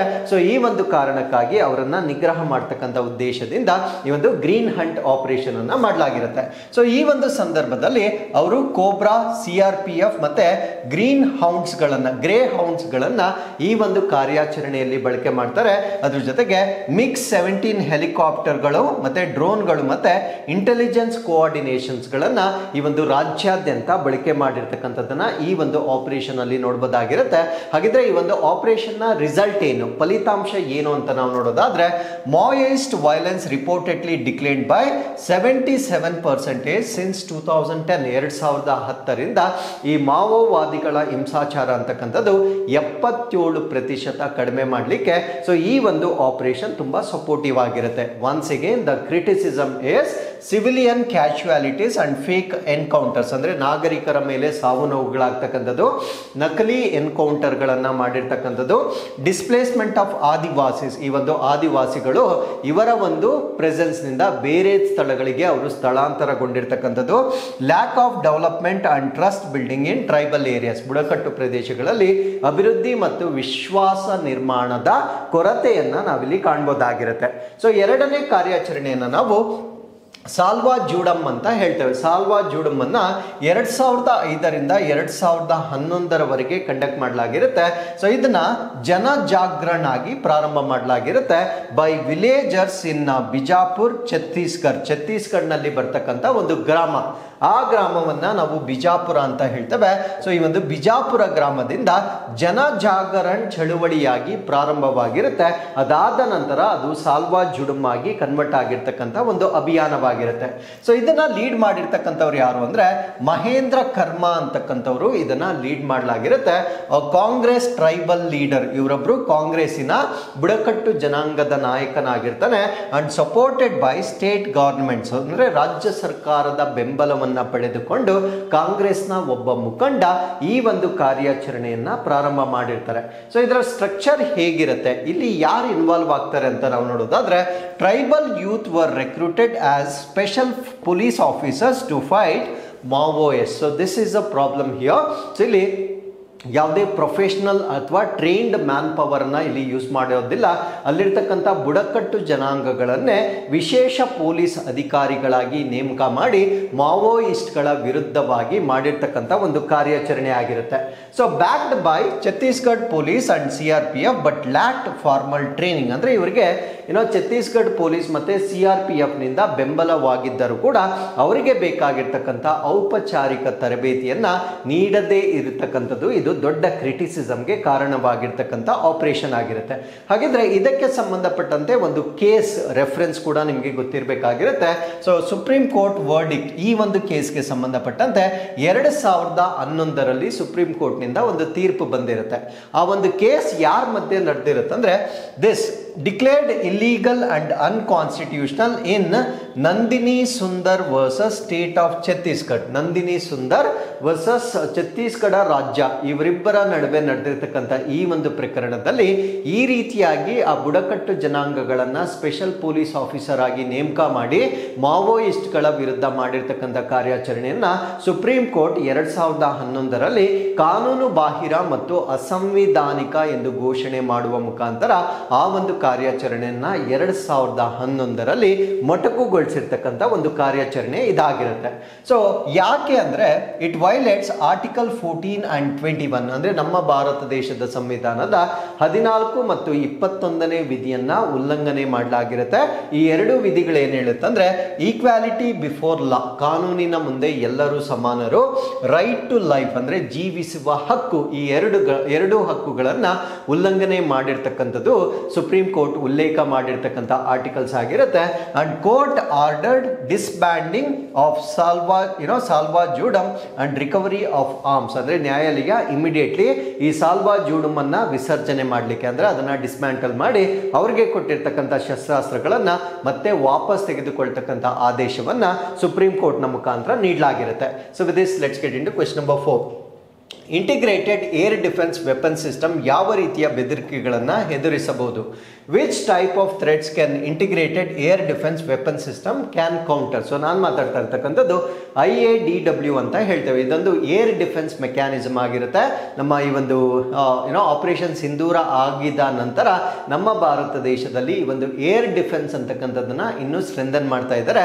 ಸೊ ಈ ನಿಟ್ಟಿನಲ್ಲಿ integrated air defence weapon system ಅಂತಕ್ಕಂಥದ್ದು ಯಾವ ರೀತಿಯ ಥ್ರೆಟ್ಗಳನ್ನ ಅದು ಕೌಂಟರ್ ಮಾಡಬಹುದು ಅನ್ನೋದು ನಮ್ಮ ಪ್ರಶ್ನೆ ಆಗಿರುತ್ತೆ. ಸೊ ಈ ಪ್ರಶ್ನೆಗೆ ಸರಿಯಾದ ಉತ್ತರ ಕ್ರೂಸ್ ಕ್ಷಿಪಣಿಗಳಿಂದ ಪ್ರಾರಂಭವಾಗಿ ಡ್ರೋನ್ಗಳವರೆಗೂ ಅದು ಬ್ಲಾಕ್ ಮಾಡಬಹುದಾಗಿರುತ್ತೆ. ಡ್ರೋನ್ಸ್ ಟು ಕ್ರೂಸ್ ಮಿಸೈಲ್ಸ್ ವರೆಗೂ ಅದು ನಮ್ಮ ದೇಶವನ್ನ ರಕ್ಷಣೆ ಮಾಡತಕ್ಕಂಥ ಒಂದು ವ್ಯವಸ್ಥೆ ಆಗಿರುತ್ತೆ. ಹಾಗಿದ್ರೆ ಇದು ಸುದ್ದಿಯಲ್ಲಿರ್ಲಿಕ್ಕೆ ಕಾರಣ ಏನು ಅಂದ್ರೆ, India successfully conducts made in flight test of IADWS. Bharat ದೇಶ ಪ್ರಪ್ರಥಮ ಬಾರಿಗೆ ಈ ಒಂದು air defence integrated air defence weapon system ಏನಿರುತ್ತೆ ಇದರ ಮೊದಲ ಹಾರಾಟ ಪರೀಕ್ಷೆಯನ್ನ ಯಶಸ್ವಿಯಾಗಿ ನಡೆಸಿರುವ ಕಾರಣದಿಂದ ಇದು ಸುದ್ದಿಯಲ್ಲಿರ್ತಕ್ಕಂಥ ವಿಷಯವಾಗಿರುತ್ತೆ. ಸೊ ಈ ಒಂದು ಪರೀಕ್ಷೆಯನ್ನ ಮಾಡಿರ್ತಕ್ಕಂಥವ್ರು DRDO ಮಾಡಿರ್ತಕ್ಕಂಥ ಒಂದು ಪರೀಕ್ಷೆ ಆಗಿರುತ್ತೆ. ಇದು ಮೇಡನ್ ಫ್ಲೈಟ್ ಟೆಸ್ಟ್ ಆಗಿರುತ್ತೆ, ಅಂದ್ರೆ ಮೊಟ್ಟ ಮೊದಲ ಪರೀಕ್ಷೆ ಆಗಿರುತ್ತೆ. ಸೊ ಅವ್ರು ಮಾಡಿರ್ತಕ್ಕಂಥದ್ದು integrated air defence weapon system IADWS ಈ ಒಂದು ಪರೀಕ್ಷೆಯನ್ನ ಸಕ್ಸಸ್ಫುಲ್ ಆಗಿ ಮಾಡಿರ್ತಕ್ಕಂಥ ಒಂದು ಕಾರ್ಯಾಚರಣೆ ಆಗಿರುತ್ತೆ. ಸೊ ವಾಟ್ ಈಸ್ IADWS ಅಂತ ನಾವು ನೋಡೋದಾದ್ರೆ ಇದೊಂದು network centric multi layered air defence shield ಆಗಿರುತ್ತೆ. ಅಂದ್ರೆ ನಮ್ಮ ಭಾರತ ದೇಶವನ್ನ ವಿವಿಧ ಲೇಯರ್ಗಳಲ್ಲಿ ಪ್ರೊಟೆಕ್ಟ್ ಮಾಡ್ತಕ್ಕಂಥದ್ದು ಇದರ ಒಂದು ವ್ಯವಸ್ಥೆ ಆಗಿರುತ್ತೆ. ಸೊ ಇದು ಡ್ರೋನ್ಗಳಿಂದ ಪ್ರಾರಂಭವಾಗಿ ಕ್ರೂಸ್ ಮಿಸೈಲ್ಗಳೇನಿರ್ತವೆ, ಕ್ರೂಸ್ ಕ್ಷಿಪಣಿಗಳೇನಿರ್ತವೆ, ಸೊ ಅವುಗಳ ವಿರುದ್ಧ ನಮ್ಮ ಭಾರತ ದೇಶವನ್ನ ರಕ್ಷಣೆ ಮಾಡ್ತಕ್ಕಂಥ ಒಂದು ಏರ್ ಡಿಫೆನ್ಸ್ ಸಿಸ್ಟಮ್ ಆಗಿ ನಾವು ನೋಡಬಹುದಾಗಿರುತ್ತೆ. ಸೊ ಇದರಲ್ಲಿ 3 ಲೇಯರ್ಸ್ ಇರುತ್ತೆ. So this is very important, you need to remember. ಮೊದಲನೇದನ್ನ ನಾವು ಔಟರ್ ಲೇಯರ್ ಅಂತ ಕರಿತೇವೆ, ಲೈಕ್ ದಿಸ್. ಸೊ 3 ಲೇಯರ್ಸ್ ಇರುತ್ತೆ. ಸೊ ಇದನ್ನ ನಾವು ಔಟರ್ ಲೇಯರ್ ಅಂತ ಹೇಳ್ತೇವೆ, ಇದನ್ನ ಮಿಡಲ್ ಲೇಯರ್ ಅಂತ ಹೇಳ್ತೇವೆ, ಇದನ್ನ ಇನ್ನರ್ ಲೇಯರ್ ಅಂತ ಹೇಳ್ತೇವೆ. ಹಾಗಿದ್ರೆ ಔಟರ್ ಲೇಯರ್ ಅಲ್ಲಿ ಏನಿರುತ್ತೆ, ಏರ್ ಡಿಫೆನ್ಸ್ ಅಲ್ಲಿ ಏನಿರುತ್ತೆ ಅಂತ ನಾವು ನೋಡೋದಾದ್ರೆ QRSAM ಅಂತ ಹೇಳ್ತೇವೆ. QRSAM ಅಂದ್ರೆ quick reaction surface to air missile intercepts fast moving aircraft and missile at 25 to 30 kilometre range. ಅಂದರೆ 25ರಿಂದ 30 ಕಿಲೋಮೀಟರ್ ವ್ಯಾಪ್ತಿಯಲ್ಲಿ ವೇಗವಾಗಿ ಚಲಿಸ್ತಾ ಇರ್ತಕ್ಕಂಥ ವಿಮಾನಗಳು ಮತ್ತು ಕ್ಷಿಪಣಿಗಳೇನಿರ್ತವೆ, ಸೊ ಅದನ್ನ ಬ್ಲಾಕ್ ಮಾಡ್ತಕ್ಕಂಥ ಒಂದು ಸಿಸ್ಟಮ್ ಅನ್ನ QRSAM ಅಂತ ಹೇಳ್ತೇವೆ. ಸೊ ಇದು ಔಟರ್ ಲೇಯರ್ ಅಲ್ಲಿ ಇರುತ್ತೆ. ನೆಕ್ಸ್ಟ್ ಬರುತ್ತೆ ಮಿಡಲ್ ಲೇಯರ್, ಮಧ್ಯದಲ್ಲಿರ್ತಕ್ಕಂಥ ಒಂದು ಪದರದಲ್ಲಿ ವಿಶೋರ್ ಡಾಮ್ಸ್ ಅನ್ನ ನಾವು ನೋಡ್ಬೋದಾಗಿರುತ್ತೆ. ಇದ್ರ ಬಗ್ಗೆ ನಾನು ಹಿಂದೆ ಕೂಡ ಡಿಸ್ಕಸ್ ಮಾಡಿದ್ದೆ. ವಿಶೋರಾಡ್ಸ್ ಅಂದ್ರೆ very short range air defence system ಆಗಿರುತ್ತೆ, ಅಂದ್ರೆ ಅತಿ ಕಡಿಮೆ ವ್ಯಾಪ್ತಿಯ ವಾಯು ರಕ್ಷಣಾ ವ್ಯವಸ್ಥೆ ಇದಾಗಿರುತ್ತೆ. ಸೊ ಇದು ಶೋಲ್ಡರ್ ಫೈರ್ಡ್, ಅಂದ್ರೆ ಭುಜದ ಮೇಲೆ ಇಟ್ಕೊಂಡು ಅದನ್ನ ನಾವು ಫೈರ್ ಮಾಡಬಹುದಾಗಿರುತ್ತೆ. Targets low flying threats within 6 kilometres, ಅಂದ್ರೆ 6 ಕಿಲೋಮೀಟರ್ಗಳ ವ್ಯಾಪ್ತಿಯಲ್ಲಿ ತುಂಬಾ ಕಡಿಮೆ ಎತ್ತರದಲ್ಲಿ ಪಾಸ್ ಆಗ್ತಕ್ಕಂಥ ಒಂದು ಥ್ರೆಟ್ಸ್ ಏನಿರುತ್ತೆ ಆ ಥ್ರೆಟ್ಗಳನ್ನ ಭುಜದ ಮೇಲೆ ಇಟ್ಕೊಂಡು ನಾವು ಫೈರ್ ಮಾಡಬಹುದಾಗಿರುತ್ತೆ. ಸೊ ಅದನ್ನ ನಾವು ವಿಶೋರಾಡ್ಸ್ ಅಂತ ಹೇಳ್ತೇವೆ. ಸೊ ಇದು ಮಿಡ್ ಲೇಯರ್ ಅಲ್ಲಿ ನಾವು ನೋಡಬಹುದಾಗಿರುತ್ತೆ. ಸೊ ಮೂರನೇದು ಬರುತ್ತೆ ಇನ್ನರ್ ಲೇಯರ್ ಅಥವಾ ಆಂತರಿಕ ಅಥವಾ ಒಳಪದರ ಅಂತ ಹೇಳ್ತೇವೆ. ಸೊ ಇನ್ನರ್ ಲೇಯರ್ ಅಲ್ಲಿ ನಾವು D1 ನೋಡಬಹುದಾಗಿರುತ್ತೆ. ಸೊ D1 ಅಂದ್ರೆ ಡೈರೆಕ್ಟೆಡ್ ಎನರ್ಜಿ ವೆಪನ್ ಅಥವಾ ನಿರ್ದೇಶಿತ ಶಕ್ತಿ ಶಸ್ತ್ರಾಸ್ತ್ರ ಅಂತ ಹೇಳ್ತೇವೆ. So this is high power laser to neutralise unmanned aerial vehicles and micro drones, ಅಂದ್ರೆ ಮಾನವ ರಹಿತವಾಗಿರ್ತಕ್ಕಂಥ ವೈಮಾನಿಕ ಅಪಾಯಗಳು ಮತ್ತು ಮೈಕ್ರೋ ಡ್ರೋನ್ಗಳನ್ನ ತಟಸ್ಥಗೊಳಿಸ್ತಕ್ಕಂಥ ಹೆಚ್ಚಿನ ಶಕ್ತಿಯ ಲೇಸರ್ಗಳನ್ನ ನಾವೇನಂತ ಕರಿತೀವಿ ಅಂದ್ರೆ D1 ಅಂತ ಕರಿತೇವೆ. ಇದು ಇನ್ನರ್ ಲೇಯರ್ ಅಲ್ಲಿ ಇರ್ತಕ್ಕಂಥ ಒಂದು ಸಿಸ್ಟಮ್ ಆಗಿರುತ್ತೆ. ನಾವು ಈ ಒಂದು ಏರ್ ಡಿಫೆನ್ಸ್ ನ ಪ್ರಮುಖ ಲಕ್ಷಣಗಳೇನು ಅಂತ ನಾವು ನೋಡೋದಾದ್ರೆ all components are developed in India. So ಇದರ ಎಲ್ಲ ಒಂದು ಘಟಕಗಳನ್ನ ನಮ್ಮ ಭಾರತ ದೇಶದಲ್ಲಿ ಸ್ಥಳೀಯವಾಗಿ ಅಭಿವೃದ್ಧಿಪಡಿಸಲಾಗಿರುತ್ತೆ. So centralised command and control system uses radar and EVO sensors to assign threats to optimal intercepts, ಅಂದ್ರೆ ಈ ಕೇಂದ್ರೀಕೃತ ಕಮಾಂಡ್ ಮತ್ತೆ ನಿಯಂತ್ರಣ ಕೇಂದ್ರದಲ್ಲಿ ಕೆಲವೊಂದು ಸೆನ್ಸಾರ್ಗಳನ್ನ ಬಳಕೆ ಮಾಡ್ತಾರೆ. ಅತ್ಯುತ್ತಮ ಪ್ರತಿಬಂಧಕಗಳು ಮತ್ತು ಪ್ರತಿಬಂಧಕಗಳಿಗೆ ಬೆದರಿಕೆಗಳನ್ನ ನಿಯೋಜನೆ ಮಾಡಲಿಕ್ಕೆ ಕೆಲವೊಂದು ಸಂವೇದಕಗಳನ್ನ ಸೊ ಈ ಒಂದು ಏರ್ ಡಿಫೆನ್ಸ್ ಸಿಸ್ಟಮ್ ನಲ್ಲಿ ಬಳಕೆ ಮಾಡಲಾಗುತ್ತೆ. So with this let's get into question number 5. ಭಾರತದ ಯಾವ ರಾಜ್ಯವನ್ನು ಮೊದಲ ಸಂಪೂರ್ಣ ಡಿಜಿಟಲ್ ಸಾಕ್ಷರ ರಾಜ್ಯವೆಂದು ಘೋಷಿಸಲಾಗಿದೆ? So which Indian state has been declared the first fully digital literate state? ಈ ಪ್ರಶ್ನೆಗೆ ಸರಿಯಾದ ಉತ್ತರ ಸೊ ಕೇರಳ ರಾಜ್ಯವನ್ನ ಸಂಪೂರ್ಣ ಡಿಜಿಟಲ್ ಸಾಕ್ಷರತೆ ಹೊಂದಿರುವ ರಾಷ್ಟ್ರ ಎಂದು ಘೋಷಣೆ ಮಾಡಲಾಗಿರುತ್ತೆ. ಸೊ ಹಾಗಿದ್ರೆ ಇಲ್ಲಾಗಿರ್ತಕ್ಕಂಥ ಬದಲಾವಣೆಗಳೇನು ಅಂತ ನಾವು ನೋಡ್ತಾ ಬರೋಣ. ಸೊ ನೆನ್ಪಿಟ್ಕೊಳ್ಳಿ, Kerala became the first Indian state to become completely digitally literate ಆಗಿರ್ತಕ್ಕಂಥ ಒಂದು ಸ್ಟೇಟ್ ಆಗಿರುತ್ತೆ. ಇವರು ಡಿಜಿ ಕೇರಳ ಪ್ರಾಜೆಕ್ಟ್ ಅನ್ನ ಸ್ಟಾರ್ಟ್ ಮಾಡಿರ್ತಾರೆ. ಡಿಜಿ ಕೇರಳ ಪ್ರಾಜೆಕ್ಟ್ ನ ಫಸ್ಟ್ ಫೇಸ್ ಅಥವಾ ಮೊದಲ ಹಂತವನ್ನ ಇವರು ಕಂಪ್ಲೀಟ್ ಮಾಡಿರ್ತಾರೆ. ಈ ಡಿಜಿ ಕೇರಳ ಪ್ರಾಜೆಕ್ಟ್ ಏನು ಅಂದ್ರೆ grass root level intervention across all local bodies to bridge the digital divide. ಅಂದ್ರೆ ಇದು ತುಂಬಾ ತಳಮಟ್ಟದ ಒಂದು ಕಾರ್ಯಾಚರಣೆ ಆಗಿರುತ್ತೆ. ಈ ಡಿಜಿಟಲ್ ಡಿವೈಡ್, ಡಿಜಿಟಲ್ ಅಂತರ ಏನಿರುತ್ತೆ ಸೊ ಅದನ್ನ ಕಡಿಮೆ ಮಾಡುವ ಸಲುವಾಗಿ ಕೇರಳ ಸರ್ಕಾರದವರು ಮಾಡಿರ್ತಕ್ಕಂಥ ಒಂದು ಕಾರ್ಯಾಚರಣೆ ಆಗಿರುತ್ತೆ. ಸೊ ಸೊ ಇದರ ಪ್ರಮುಖ ಅಂಶಗಳನ್ನು ನಾವು ನೋಡೋದಾದ್ರೆ, ಸೊ ನಾವು Kerala became 100% digital literacy achieve ಮಾಡಿರ್ತಕ್ಕಂಥ ಸ್ಟೇಟ್ ಆಗಿರುತ್ತೆ. ಇವರು 21.87 ಲಕ್ಷ ಜನರಿಗೆ ತರಬೇತಿಯನ್ನ ನೀಡಲಾಗಿರುತ್ತೆ. ಫಾರ್ ಎಕ್ಸಾಂಪಲ್, ಇವಾಗ ನಮಗೆ ಡೌಟ್ ಬರೋದು, ಕೇರಳದಲ್ಲಿ ಅಷ್ಟೊಂದು ಪಾಪ್ಯುಲೇಷನ್ ಇದೆ, ಬರೀ 21.87 ಲಕ್ಷ ಜನರಿಗೆ ತರಬೇತಿಯನ್ನ ನೀಡುವ ಮುಖಾಂತರ 100% ಡಿಜಿಟಲ್ ಲಿಟ್ರಸಿ ಹೇಗಾಗುತ್ತೆ ಅಂದ್ರೆ, so it is not required to teach digital literacy to everybody, because most of us know how to use apps, how to use government schemes ನಮಗೆಲ್ಲ ಗೊತ್ತಿರುತ್ತೆ. ಬಟ್ ಯಾರಿಗೆ ಅದ್ರ ಬಗ್ಗೆ ಒಂದು ಚೂರು ಅರಿವಿರೋದಿಲ್ಲ, ಆ ಒಂದು ಕ್ಯಾಟಗರಿಯನ್ನ ನಾವಿಲ್ಲಿ ಡಿಸ್ಕಸ್ ಮಾಡ್ತಾ ಇದ್ದೇವೆ. ಸೊ ಆ ರೀತಿಯ ನಾಗರಿಕರ 21.87 ಲಕ್ಷ ಜನಕ್ಕೂ ಹೆಚ್ಚು ಈ ಒಂದು ಕಾರ್ಯಕ್ರಮದ ಅಡಿಯಲ್ಲಿ ಅವರು ತರಬೇತಿಯನ್ನ ನೀಡಲಾಗಿರುತ್ತೆ. ಸೊ ಇದರಲ್ಲಿ 15,221 people aged 90+. This is the speciality of this. 90 ವರ್ಷಗಳಿಗಿಂತ ಮೇಲ್ಪಟ್ಟ 15,000ಕ್ಕಿಂತ ಹೆಚ್ಚು ಜನರಿಗೆ ಇದರಲ್ಲಿ ತರಬೇತಿಯನ್ನು ನೀಡಲಾಗಿರುತ್ತೆ. ಇದರಲ್ಲಿ ಇನ್ನೊಂದು ವಿಶೇಷತೆ ಏನು ಅಂದರೆ, 105 ವರ್ಷಗಳ ವಯಸ್ಸಾಗಿರ್ತಕ್ಕಂಥ ಅಬ್ದುಲ್ಲಾ ಮೌಲಾವಿ ಬಾಫಿಕಿ ಇವರಿವಾಗ ಯೂಟ್ಯೂಬನ್ನು ಮತ್ತು ವಿಡಿಯೋ ಕಾಲ್ಸ್ಗಳನ್ನು ಯೂಸ್ ಮಾಡಷ್ಟು ತರಬೇತಿಯನ್ನು ನೀಡಿರ್ತಾರೆ. ಅವರ ವಯಸ್ಸು 105 ವರ್ಷಗಳು. ಸೊ ಇದನ್ನೇ ನಾವು ಹೇಳ್ತಕ್ಕಂಥದ್ದು ಡಿಜಿಟಲ್ ಲಿಟ್ರಸಿ ಅಂತ. ಸೊ ಹಾಗಿದ್ರೆ ಅವರು ಕಲಿಸಿರ್ತಕ್ಕಂಥ ಸ್ಕಿಲ್ಸ್ ಯಾವುದು ಅಂತ ನಾವು ನೋಡೋದಾದ್ರೆ, ಸ್ಮಾರ್ಟ್ ಫೋನನ್ನು ಹೇಗೆ ಯೂಸ್ ಮಾಡ್ತಕ್ಕಂಥದ್ದು, ಆನ್ಲೈನ್ ಪೇಮೆಂಟ್ಸ್ ಮತ್ತು ಸೋಷಿಯಲ್ ಮೀಡಿಯಾವನ್ನು ಬಳಕೆ ಮಾಡ್ತಕ್ಕಂಥದ್ದು, ಅದ್ರ ಜೊತೆಗೆ ಗೌರ್ಮೆಂಟ್ ಸರ್ವಿಸಸ್ ಕೆ ಸ್ಮಾರ್ಟ್ ಮತ್ತು ಡಿಜಿಟಲ್ ಲಾಕರನ್ನು ಬಳಕೆ ಮಾಡ್ತಕ್ಕಂಥ ಒಂದು ತರಬೇತಿಯನ್ನು ನೀಡಲಾಗಿರುತ್ತೆ. ಸೊ ಅದ್ರ ಜೊತೆಗೆ ಸೈಬರ್ ಅವೇರ್ನೆಸ್ ಅನ್ನು, ಅಂದರೆ ಸೈಬರ್ ಕ್ರೈಮ್ನಿಂದ ಯಾವ ರೀತಿ ಸೇಫ್ ಆಗಿರಬೇಕು ಅದ್ರ ಬಗ್ಗೆ ಕೂಡ ಅವರಿಗೆ ಒಂದು ಜಾಗೃತಿಯನ್ನು ನೀಡಲಾಗಿರುತ್ತೆ. ಅಂಡ್ ಡಾಕ್ಯುಮೆಂಟ್ ಡಿಜಿಟೈಸೇಷನ್, ಅಂದರೆ ಡಿಜಿಟಲ್ ಲಾಕರ್ನ ಮುಖಾಂತರ ನಮ್ಮ ಒಂದು ಡಾಕ್ಯುಮೆಂಟ್ಸ್ ಅನ್ನ ಡಿಜಿಟಲೈಸ್ ಮಾಡ್ತಕ್ಕಂಥ ಒಂದು ತರಬೇತಿಯನ್ನು ಕೂಡ ಇಲ್ಲಿ ನೀಡಲಾಗಿರುತ್ತೆ. ಅಂಡ್ ಇ ಗವರ್ನೆನ್ಸ್ ಎಕ್ಸ್ಪ್ಯಾನ್ಷನ್, ಅಂದರೆ ಸರ್ಕಾರದ ಒಂದು ಆಡಳಿತ ವ್ಯವಸ್ಥೆ ಏನಿರುತ್ತೆ ಅದನ್ನ ಇ ಗವರ್ನೆನ್ಸ್ ನ ಮುಖಾಂತರ ಮಾಡುವುದರೊಂದಿಗೆ 9,000 ಗವರ್ಮೆಂಟ್ ಸರ್ವಿಸ್ಗಳನ್ನ ಆನ್ಲೈನ್ ಅವೈಲೇಬಲ್ ಮಾಡಿರ್ತಕ್ಕಂಥದ್ದನ್ನ ಕೂಡ ನಾವಿಲ್ಲಿ ಗಮನಿಸಬಹುದಾಗಿರುತ್ತೆ. ಸೊ ಅದರ ಜೊತೆಗೆ ಸ್ಟ್ರಾಟಜಿಕ್ ಸಿಗ್ನಿಫಿಕೆನ್ಸ್ ಏನು ಅಂದ್ರೆ, Kerala was the first state to declare internet access are legal right. So Kerala ರಾಜ್ಯ ಬಂತಕ್ಕಂಥದ್ದು ಇಂಟರ್ನೆಟ್ ಪ್ರವೇಶ ಅಥವಾ ಇಂಟರ್ನೆಟ್ ಬಳಕೆಯನ್ನ ಕಾನೂನುಬದ್ಧ ಹಕ್ಕೆಂದು ಘೋಷಣೆ ಮಾಡಿರ್ತಕ್ಕಂಥ ನಮ್ಮ ಭಾರತ ದೇಶದ ಮೊದಲ ರಾಜ್ಯವಾಗಿ ನಾವು ಇದನ್ನ ಕನ್ಸಿಡರ್ ಮಾಡಬಹುದಾಗಿರುತ್ತೆ. So with this let's get into question number 6. ISRO ಇತ್ತೀಚೆಗೆ ಯಾವ ಕಾರ್ಯಾಚರಣೆಗಾಗಿ ತನ್ನ ಮೊದಲ ಇಂಟಿಗ್ರೇಟೆಡ್ ಏರ್ ಡ್ರಾಪ್ ಟೆಸ್ಟ್ ಅನ್ನು ನಡೆಸಿತು? ISRO recently conducted its first integrated air drop test for which mission. ಅಂದ್ರೆ ಏರ್ ಡ್ರಾಪ್ ಅಂದ್ರೆ ಗಾಳಿಯಿಂದ ಡ್ರಾಪ್ ಮಾಡ್ತಕ್ಕಂಥ ಒಂದು ಪರೀಕ್ಷೆಯನ್ನ ಮಾಡಿರ್ತಾರೆ. ಸೊ ಗಾಳಿಯಿಂದ ಡ್ರಾಪ್ ಮಾಡ್ತಕ್ಕಂಥ ಪರೀಕ್ಷೆಯನ್ನ ಯಾವ ಒಂದು ಮುಂದಿನ ಕಾರ್ಯಾಚರಣೆಗಾಗಿ ಇಸ್ರೋ ಒಂದು ಪರೀಕ್ಷೆ ಮಾಡಿದೆ ಅನ್ನೋದು ನಮ್ಮ ಪ್ರಶ್ನೆ ಆಗಿರುತ್ತೆ.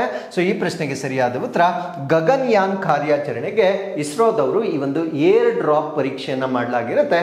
ಏನಿದು ಏರ್ ಡ್ರಾಪ್ ಪರೀಕ್ಷೆ ಅನ್ನೋದನ್ನ ಈ ಒಂದು ಆರ್ಟಿಕಲ್ ಅಲ್ಲಿ ನಾವು ಡಿಸ್ಕಸ್ ಮಾಡೋಣ. ಸೊ ಇದು ಇಂಟಿಗ್ರೇಟೆಡ್ ಏರ್ ಡ್ರಾಪ್ ಟೆಸ್ಟ್ ಅಂತ ಹೇಳ್ತೇವೆ. ಸೊ ಇದೊಂದು parachute based deceleration system for Gaganyaan mission. So Gaganyaan ಅಲ್ಲಿ ಭಾರತ ದೇಶದ ಖಗೋಳ ಶಾಸ್ತ್ರಜ್ಞರನ್ನ ಬಾಹ್ಯಾಕಾಶಕ್ಕೆ ಕಳಿಸಿ ವಾಪಸ್ಸು ಕರೆದುಕೊಂಡು ಬರ್ತಕ್ಕಂಥ ಒಂದು ಕಾರ್ಯಾಚರಣೆಯಾಗಿರುತ್ತೆ. ಸೊ ಈ ಒಂದು ಕಾರ್ಯಾಚರಣೆಯ ಭಾಗವಾಗಿ ಡಿಸಿಲರೇಷನ್ ಅಂದ್ರೆ ವಾಪಸ್ ಬರ್ತಕ್ಕಂಥ ಒಂದು ಪರೀಕ್ಷೆಯನ್ನ ಈ ಒಂದು ಏರ್ ಡ್ರಾಪ್ ಸಿಸ್ಟಮ್ ನ ಮುಖಾಂತರ ಈಗ ಯಶಸ್ವಿಯಾಗಿ ಪರೀಕ್ಷೆ ಮಾಡಲಾಗಿರುತ್ತೆ. ಸೊ ಈ ಒಂದು ಪರೀಕ್ಷೆಯಲ್ಲಿ 5 ಟನ್ ಡಮ್ಮಿ ಕ್ಯಾಪ್ಸೂಲ್ ಅನ್ನ ಅವರು ಬಳಕೆ ಮಾಡಿರ್ತಾರೆ. ಅಂದ್ರೆ 5 ಟನ್ ತೂಕವನ್ನ ಹೊಂದಿರತಕ್ಕಂತ ಒಂದು ಡಮ್ಮಿ ಕ್ಯಾಪ್ಸೂಲ್ ಅನ್ನ ಅವರು ಬಳಕೆ ಮಾಡಿರ್ತಾರೆ.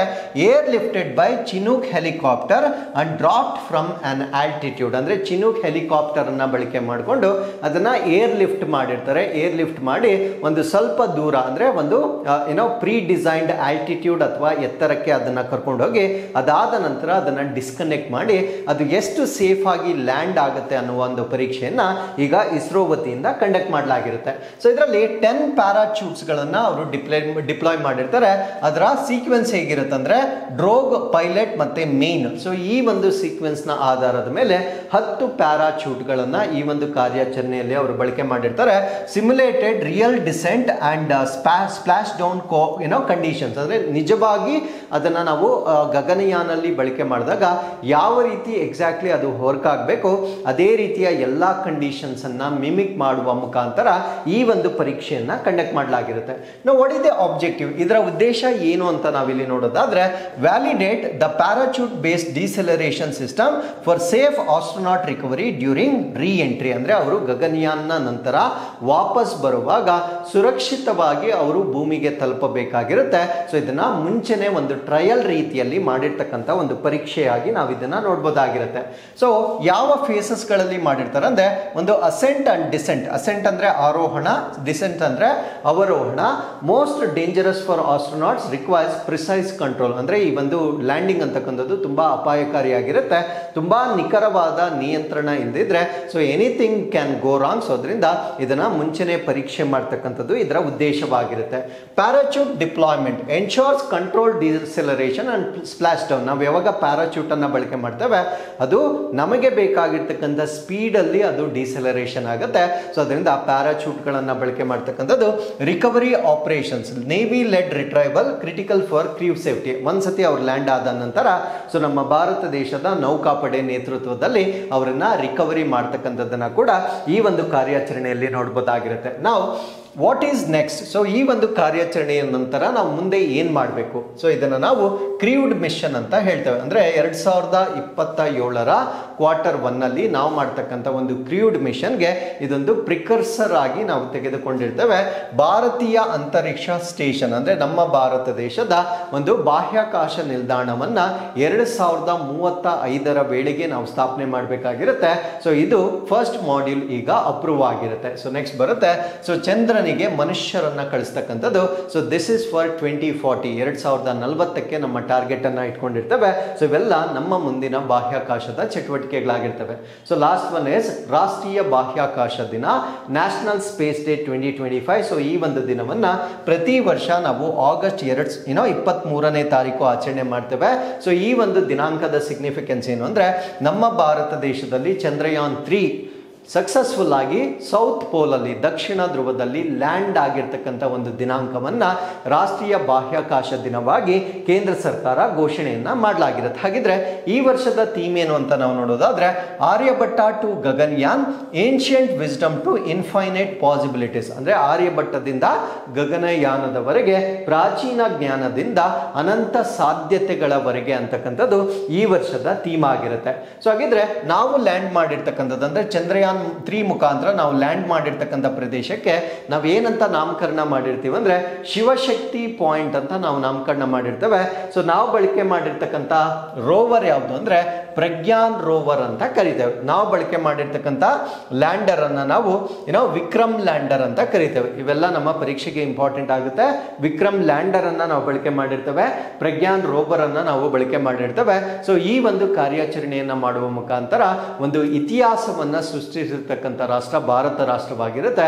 ಬಿಕಾಸ್ ಚಂದ್ರನ ಸದರ್ನ್ ಪೋಲ್ ನಲ್ಲಿ ಇದುವರೆಗೂ ಯಾರು ಕೂಡ ಸಕ್ಸಸ್ಫುಲ್ ಆಗಿ ಲ್ಯಾಂಡಿಂಗ್ ಅನ್ನ ಮಾಡಿರೋದಿಲ್ಲ. ಸೊ ಭಾರತ ರಾಷ್ಟ್ರ ಈ ಒಂದು ಸಾಧನೆಯನ್ನ ಮಾಡಿದ್ದ ಕಾರಣದಿಂದ ಆ ಒಂದು ದಿನಾಂಕಕ್ಕೆ ಒಂದು ರಾಷ್ಟ್ರೀಯ ಬಾಹ್ಯಾಕಾಶ ದಿನವನ್ನಾಗಿ ನಾವು ಇಂದಿಗೂ ಕೂಡ ಆಚರಣೆ ಮಾಡ್ತೇವೆ. So with this we have come to inquest challenge number 944. So ಇದು ಪ್ರಶ್ನೆ ಸಂಖ್ಯೆ 1 ಆಗಿರುತ್ತೆ. So you can just pass the video and give us the answer and this is question number 2. So ಇಲ್ಲಿಗೆ ಇವತ್ತಿನ ಎಲ್ಲ ಅಪ್ಡೇಟ್ಸ್ಗಳು ಕಂಪ್ಲೀಟ್ ಆಗಿರುತ್ತೆ. So once again I will meet you tomorrow with tomorrow's updates. Till then keep reading, take care of your selves and thank you very much for watching this.